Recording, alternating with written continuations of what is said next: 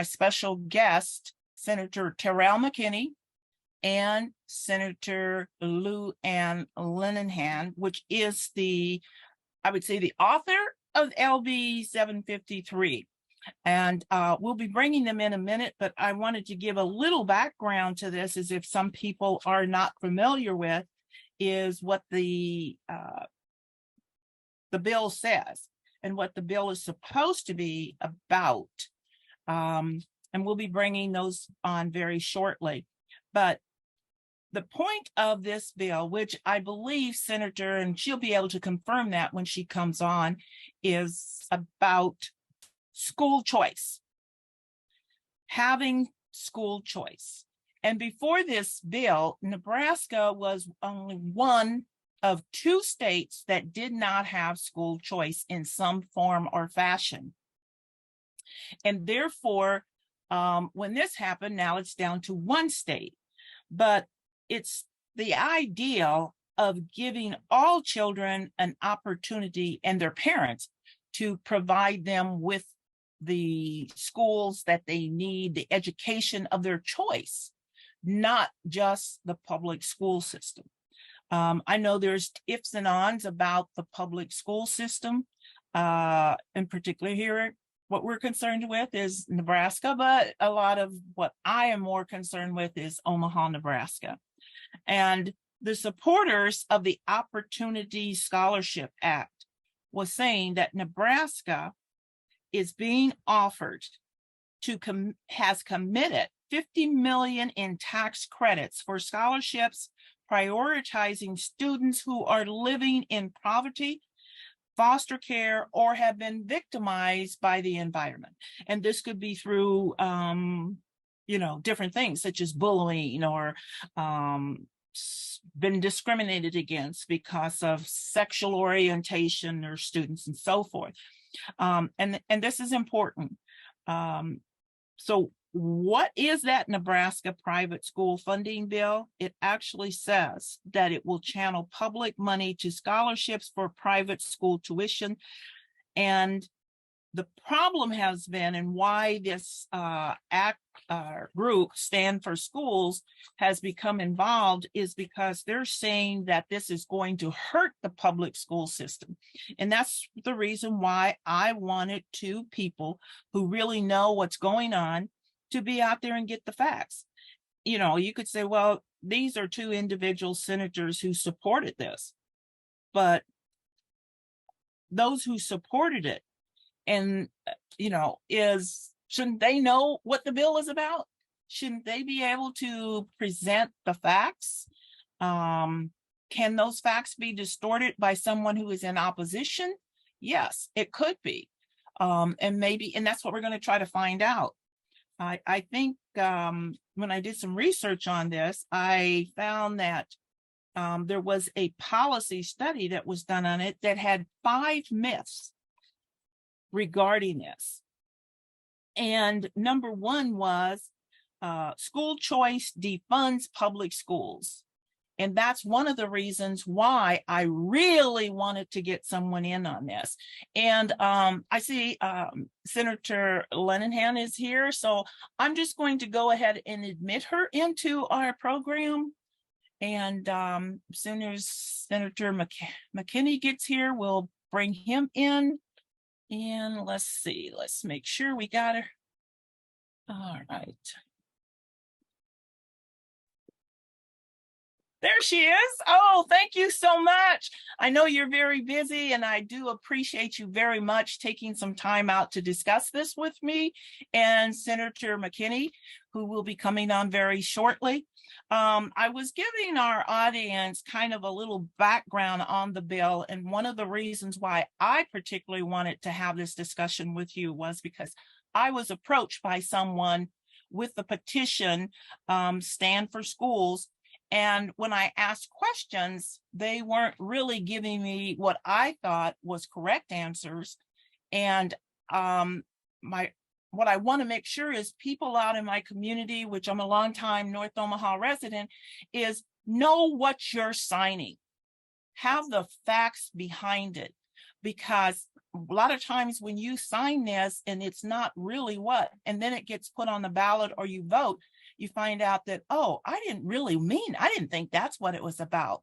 So that was one of my main reasons for asking you to come on. And as I said, Senator McKinney, is to come on, is to really explain what the bill is, what this law is, and some of the myths. And I was just starting to explain about a policy study that was done back in July 2023, and they had 5 myths.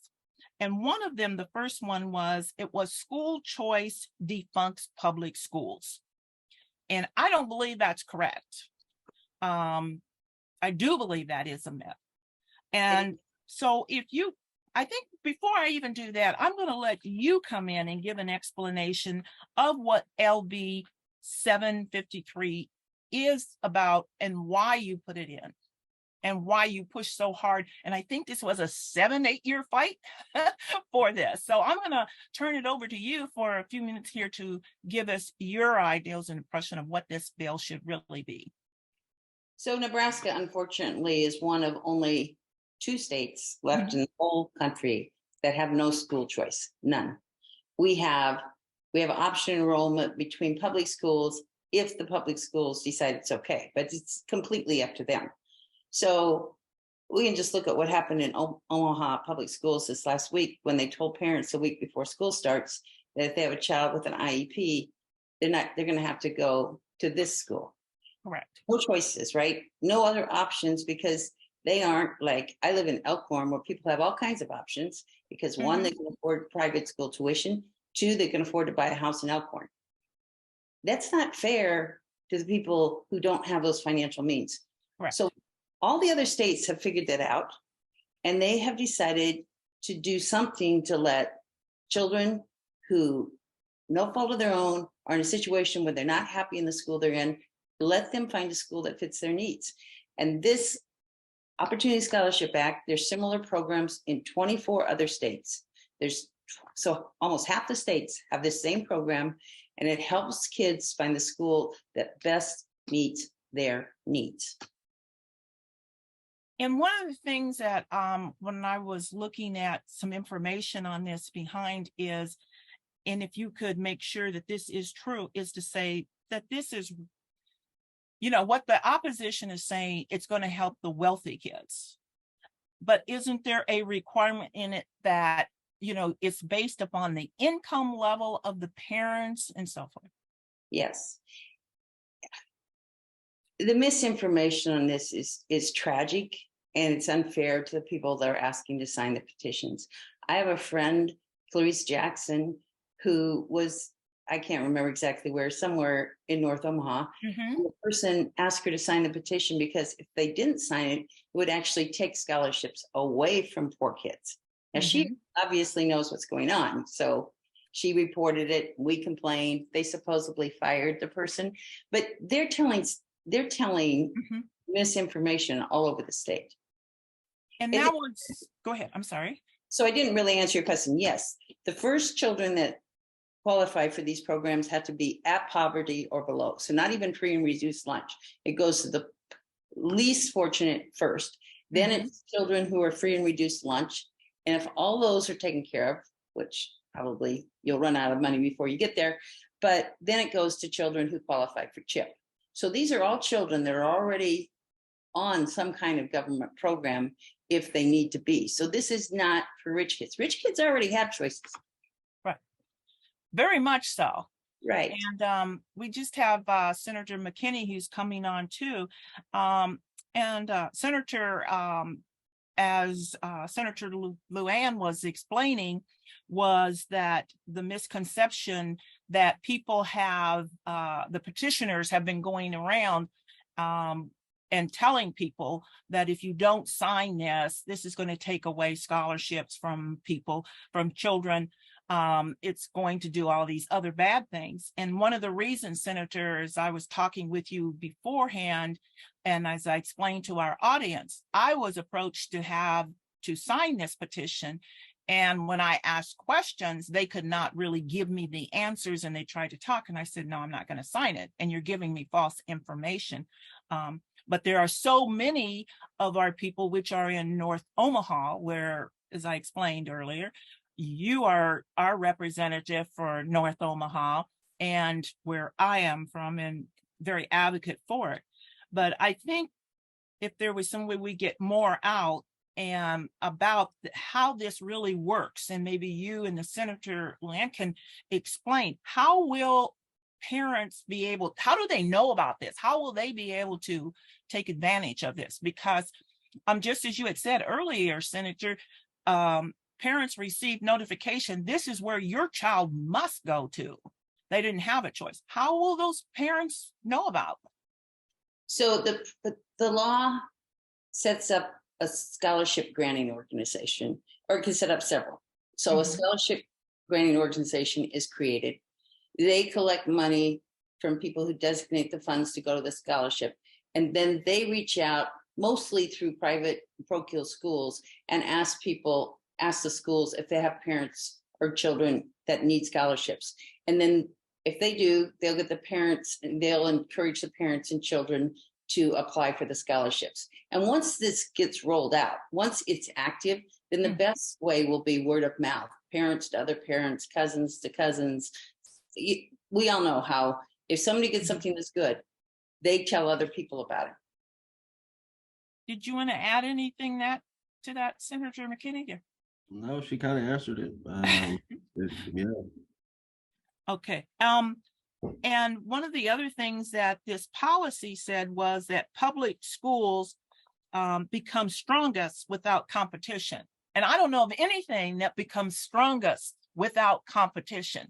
Competition, that's the reason why wherever you see a McDonald's, you're going to see a Burger King that isn't far from there. That's called competition, because one is going to try to make the other better. So what would your response to be to those that oppose this, say public schools will become stronger if we didn't have this? I don't see how that even is a logical statement.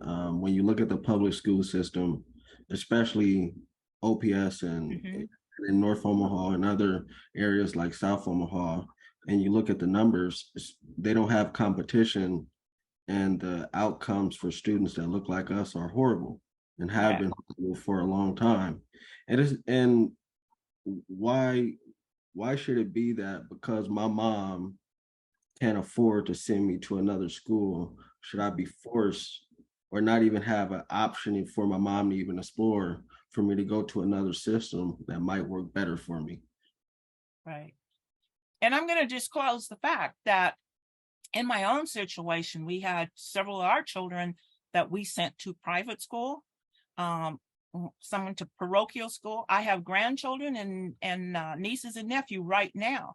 The reason that they are in is because their parents are they're working and able to be able to send them to those parochial or private schools, because they don't feel like they would get the proper education from the Omaha public school system in North Omaha.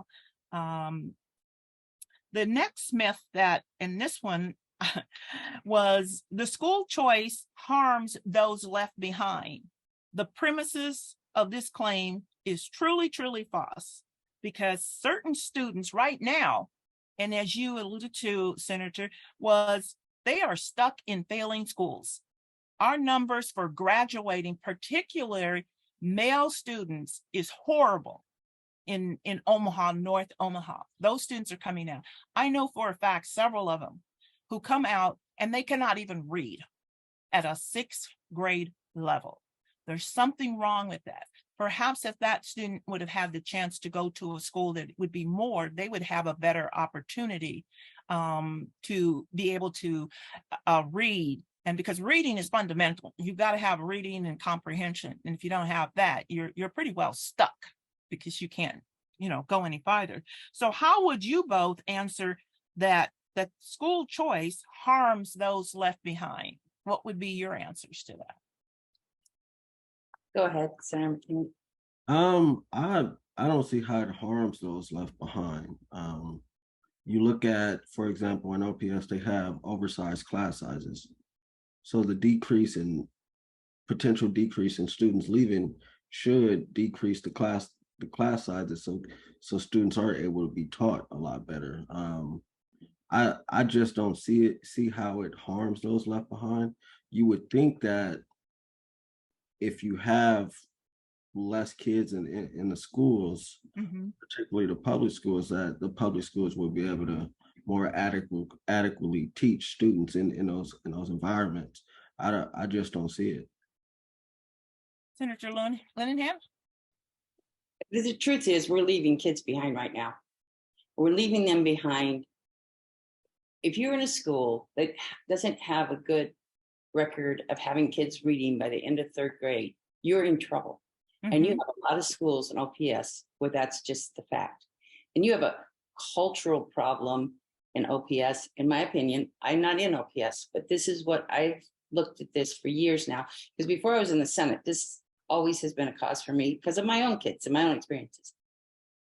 You just can't, I don't know how people can argue that we shouldn't be doing this. Every kid should have every opportunity and every parent to make sure they have choices. And as you said, choices make everybody get better. Mhm. They just do. If they knew they were going to lose kids if they're not reading, they'd start figuring out how to teach them to read. Good point. Yeah. Exactly. And the teachers have choice. When you look at when you dive deep into the teacher shortage numbers, a lot of those numbers are in North Omaha and South Omaha. Correct. East Omaha has the largest teacher shortages because that's teachers leaving from this area and either convincing the district to let them go out to West Omaha, or they're leaving a district to go to other districts outside of the community. So the teachers have choices to go as they will, and some aren't the greatest either. So I think if it's kind of just like in college sports where for years the coaches were able to just leave programs and just leave kids behind, and the students were kind of stuck in limbo. But now in college sports, the students are able to do the same as the coaches, and people are upset about it. But it's Right. like, no, don't be a hypocrite here. Yeah. Exactly. Exactly. Right.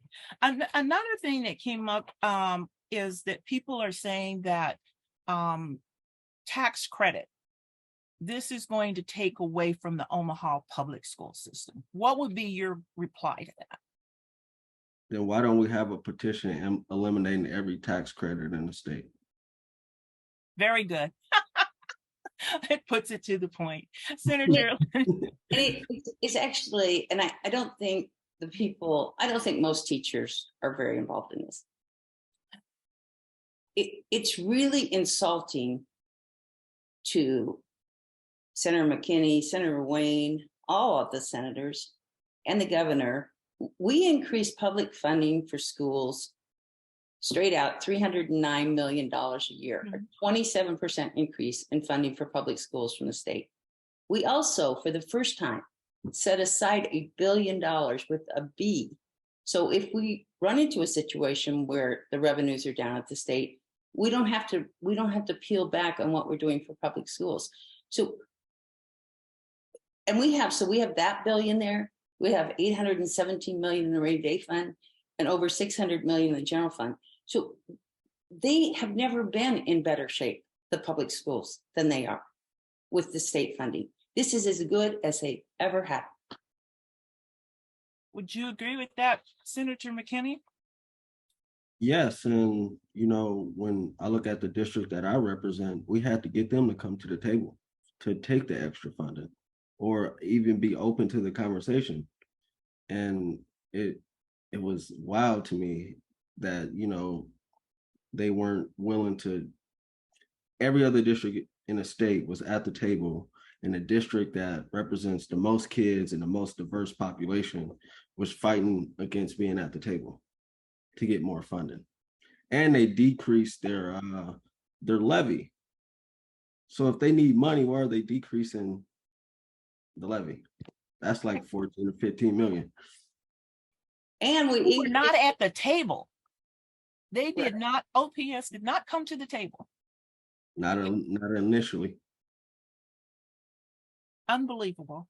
See, this is why I'm so strong that we need to get more factual information. This misinformation is hurting, particularly, as you said, Senator McKinney, our area, is because they're going and they're saying this, and that.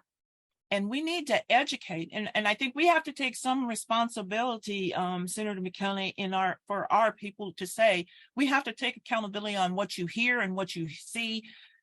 Figure out, get all the facts before you make a decision. Don't be so willing. And some of the tactics that I've seen used, and which really irritates me, is that when they come into North Omaha, they will have someone who is Black or brown who looks like me to be at the Walmart store or the gas station and stuff. And so we kind of take and say, okay, well, I know they must be okay because it's one of us. And I think that, I don't know what your feelings are on that, Senator McKinney. What can we do to, other than, I guess, like programs like this, to educate people? I'm not sure. What would be your suggestion to people when they are approached? What questions should they ask when they're approached by these petitioners? You could, even in your discussions, just ask them just direct questions. How does tax credits take away from public schools? That's a big question right there, is to be able to explain that. Yeah. And I'm almost sure they can. Yeah.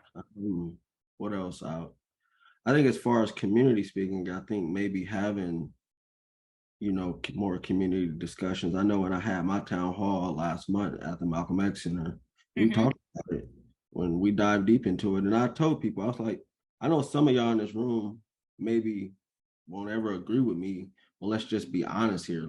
Don't sit here and have a dishonest conversation. There's pros and cons in both systems, but you can't sit here and look at me with a straight face and say that our kids don't deserve options. Agree. I would wholeheartedly agree. And I think that's, as Senator Linehan said, she got involved because of things that happened in her own personal family as to why she needed to see a change in the education options. And for Nebraska to be out of only one out of two states left remaining that doesn't give options, what does that say? And where is Nebraska on the educational rating of quality education? And as I said, I've had children, it was a sacrifice, but we felt that our children needed to be able to have a better education than what our local down the street school was going to give them. And as I tell people, you can always tell when you are in a district where you have neighborhood schools, and that's how it's based upon you. That's what the kind of education you're going to get. If that neighborhood school is not getting the same as your district out there, or as your students out there in Elkhorn. I mean, I have a godchild who is going to a school out in Elkhorn. She's fortunate enough to be able to go because her father happens to live in that area. So during the school year, she is in school, stays with him, and then after summer she comes back here to North Omaha. So it's very important. And I mean, it's just aggravating that these organizations are not being truthful to the people who are going to be most hurt by not having free choice of school. One other thing, can you explain to the audience, when you say a tax credit, who's getting the tax credit, who's giving the money to the organization that's going to handle this? It can be anybody that owes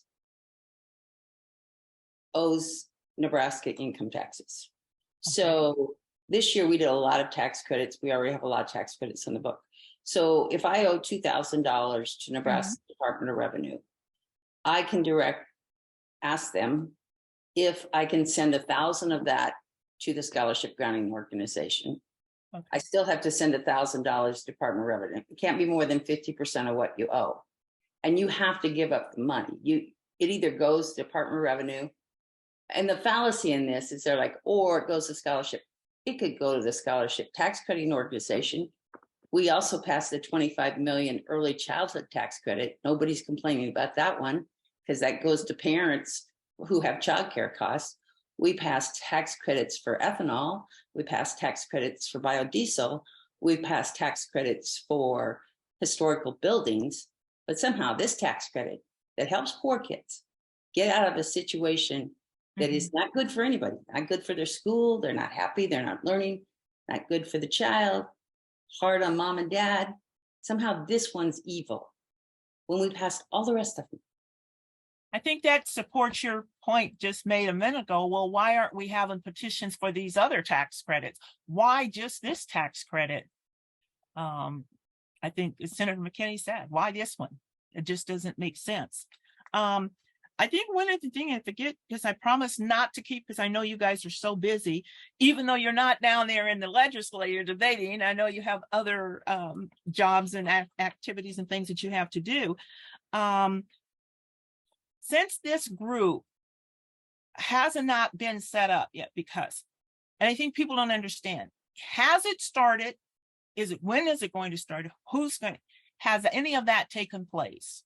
Is it in limbo because of the petition being repealed, attempting to be repealed, or what? No, there are people working on setting it up. There are, I would say, hundreds of people working on setting it up. The Catholic Conference, the Lutheran Conference, other private Christian schools. There are a lot of people working to set it up. One of the things they're all waiting on, set it or them up, because it could be more than one, could be a dozen, or we have to have regulations from the Department of Revenue. When we pass a law, then the Department of Revenue has to write the regs that people have to follow. So they have to come up with the forms, how we're going to let the taxpayer, what form do they have to fill out? And then, but there are people working. I was on a Zoom call this morning where they've already figured out the best way to do the forms. They're going to work with the Department of Revenue. So this is as simple as it can be for the families. It needs to be, it can't be hard. Like if you have a child, they have a need, you have to be a simple form, fill it out, and have the scholarship granting organization, and they'll have to judge. It's in the law. It's got to go to the poorest kids first, then to free and reduced lunch, and then to those that qualify for CHIP. So, and that, 46%, I don't know if this is accurate today, but since I've been in the legislature, the number of children that qualify for free and reduced lunch, not pre-COVID, and now that the federal program's gone back to the way it was, it's like almost half the kids in the state. So there's a lot of need out there. And the other thing that kind of annoys me is that they always only bring up like the religious schools, like there aren't other private schools that could take advantage of these opportunities, so I think and that's frustrating. It's like, oh no, you guys are just trying to prop up the Catholic schools or something like this. It's like, no, there are other private schools in our community that our kids can go to and benefit from this. It doesn't mean like we're trying to just somebody's supporting this to just indoctrinate kids in some religious institution. It doesn't have to, kids don't only have to go to religious schools. An example of that too, and I don't know how many people can access this because it costs a lot of money. There's a Phoenix Academy in Omaha who takes in struggling readers. And everybody ought to have that opportunity, not just people who can afford to pay the tuition. I did some work on something else. I was working on another issue, and I was surprised, but there's like about 15 other private schools. I didn't even realize that we're in Omaha, that we're operating. And it's amazing. And they're not religious schools. They're not the Catholic parochial schools.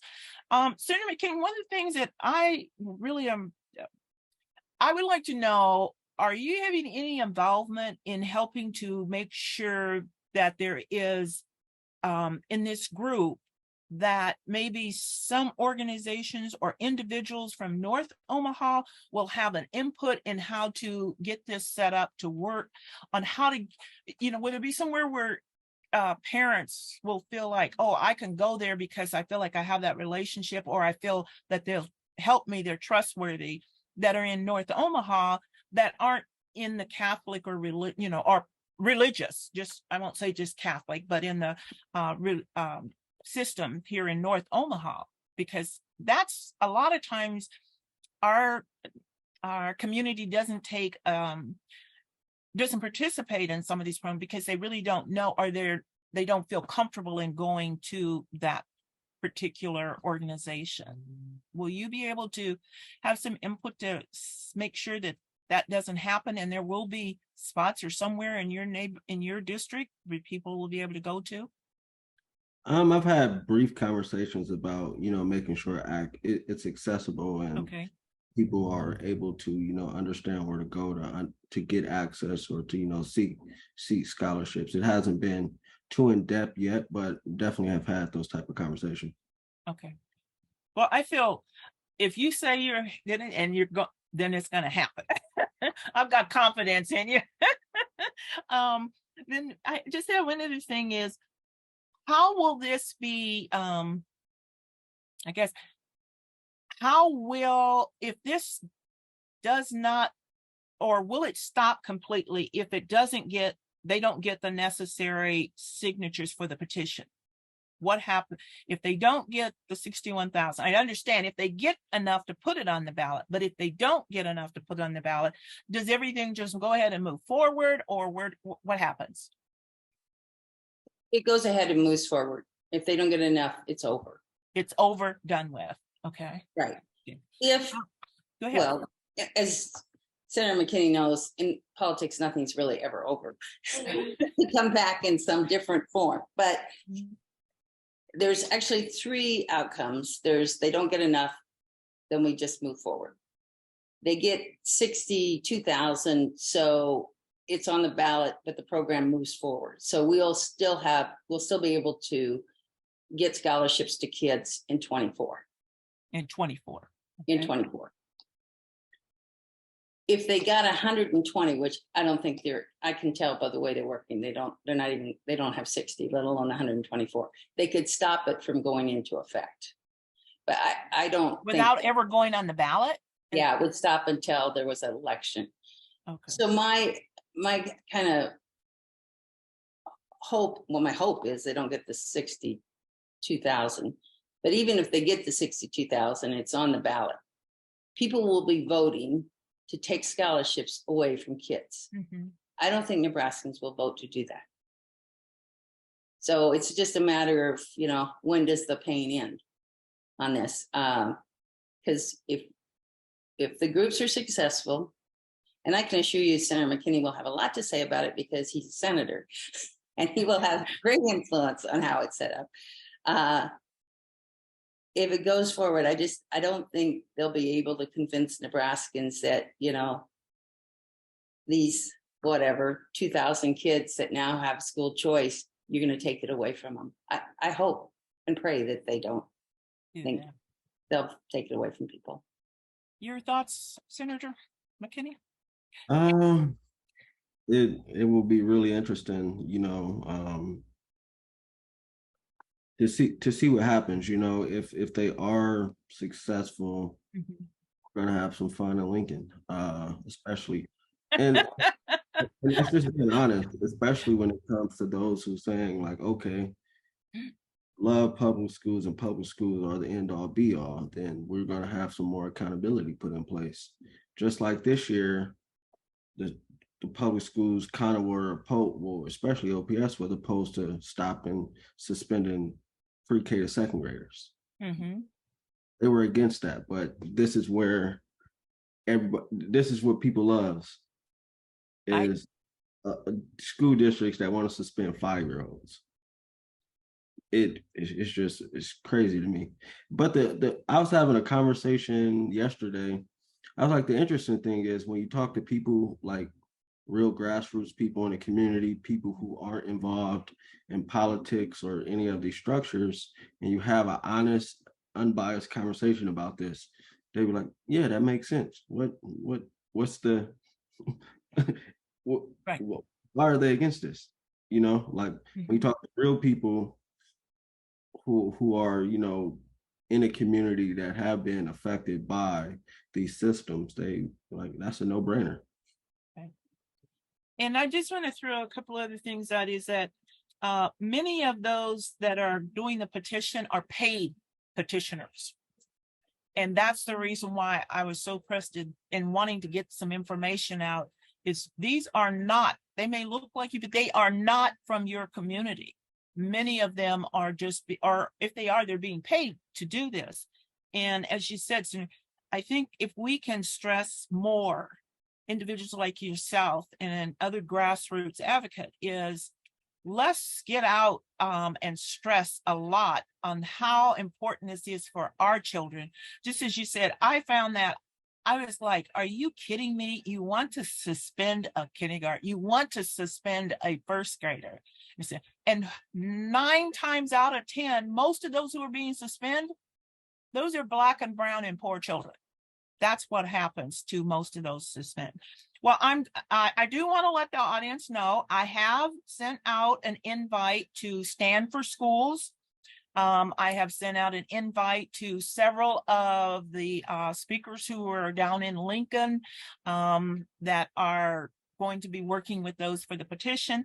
I've only had one response yet so far, is that they will come on the show and give their side. So I wanted to be fair that this is out there, and anybody who's watching this and you're with Stand for Schools or you're a petitioner or whatever, feel free to contact me, and I'm more than open and willing to give you your chance.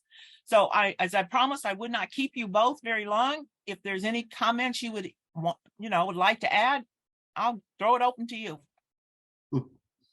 I just would say, just be honest. Let's have an honest conversation and look at, the education system in a holistic view instead of a one-sided viewpoint. And then if you agree, you agree. If you don't, you don't. But just let's be honest. That's what I would say. Senator Linehan. I just want to express my appreciation for Senator McKinney and hope that people in his district understand how hard he works for his district. He works tirelessly, and it is tough. It is tough down there, and he's all heart. He's all in every day, and he brings attention to things that are horribly wrong that we should fix.